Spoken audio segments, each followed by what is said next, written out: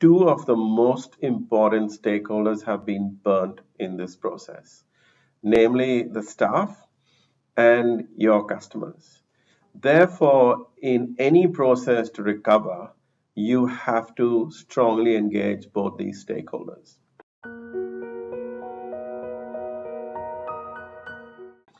So the first point I would make is truly understand staff grievances.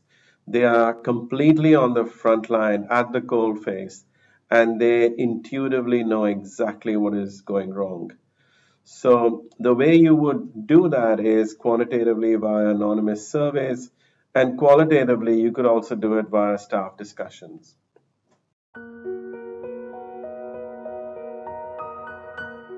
The next step is very critical. You've got to acknowledge the actual issues raised, that you understand what was raised and you acknowledge that these are serious issues.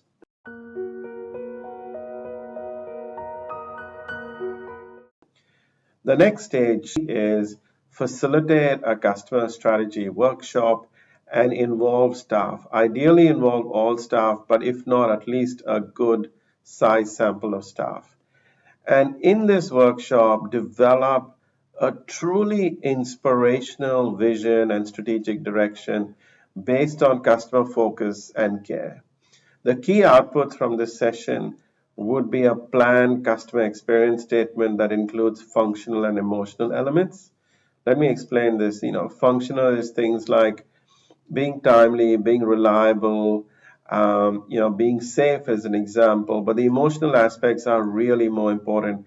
It's really a case of how you want your customers to feel after an interaction with you. And from this, establish some service standards, some hardcore service standards that you can use as a yardstick to determine whether you're performing well or not.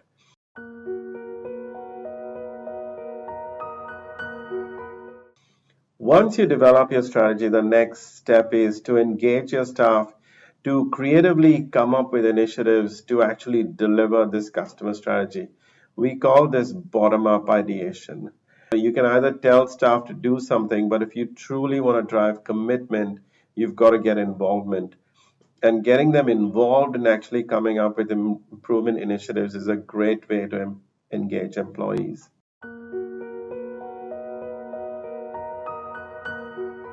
Then the next step is to obviously implement these improvement initiatives. And once you implement these improvement initiatives, you'll start noticing a change. After a while, and when your customer strategy has settled down, point number 6 comes into play.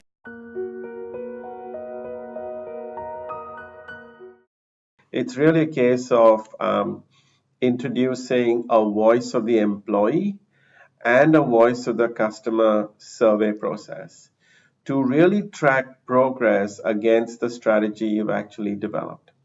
And this is a great way to actually make sure that it's not just a strategy that hangs on a wall somewhere, that it's alive and it's measured and managed. You can develop all the strategies in the world, but if you don't measure them, you can't truly manage them.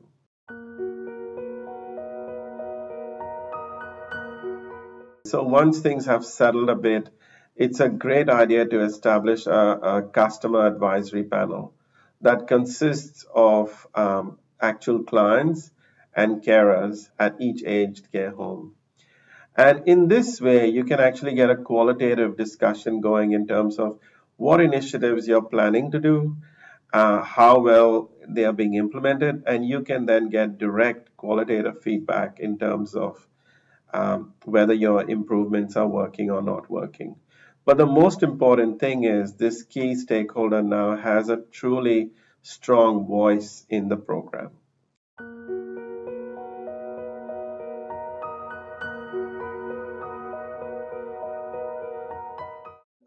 Based on your voice of the customer and voice of the employer surveys, consistently track key drivers of engagement and disengagement and continuously take, I would say, corrective action. So this is not something where you hit a destination. It's a consistent journey of listening to feedback and taking action, listening to feedback and taking action. And if you follow these 8 points, you will gradually but surely recover your aged care center to a center of true care and connection for your clients and an empowering and engaging workplace for your staff.